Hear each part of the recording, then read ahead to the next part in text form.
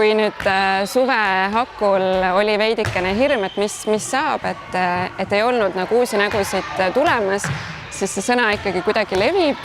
Eks me ise ka levitame muidugi seda ja eks meie see emotsioon ja olek, et me olemegi sihuke tore ja hästi rõõmsameelne naiskond ja eks see paistab välja ja see aasta on meie read ka kõvasti täienenud. Eks me kõik teeme ka nipet-näpet mujalt asju, et kes käib saalihokit mängimas, kes käib jäähokit mängimas mehega, kes mängib ragbit, kes jookseb, et huvialast on palju, aga süda on käsipalli juures. Minu kiiks on minu naiskond, et üks peamine osa, kõige suurem osa, miks me trennis käime, oleme me ise, et me saame kokku, me jagame muljeid, me räägime oma päevast, me küsime, kuidas meestel ja lastel läheb ja me oleme üks suur pere.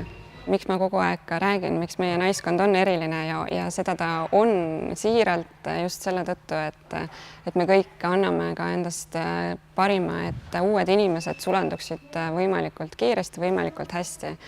Ja kes on julgenud sellist hirmsat mängu nagu käsipall mängida ja kes on tulnud, need ei ole enam ära läinud, et see aasta meil on paar uut naisterahvast, kes ei ole üldse kunagi käsipalli mänginud, pole isegi väga palju pallimängudega kokku puutunud, aga puhtalt kamba vaimu tõttu on nad jäänud ja koguvad julgust ka platsil.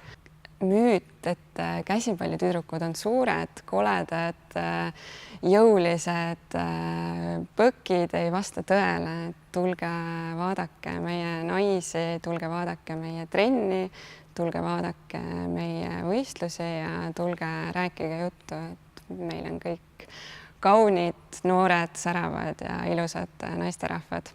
Kutsun kõiki huvilisi üles naiste käsipalli vaatama ja kaema, see ei ole nii hirmus, see ei ole nii jube, see on äge elamus omaette, kes ei ole varem näinud tulihingelisi naisi palliplatsil, siis võimalus on seda näha 1.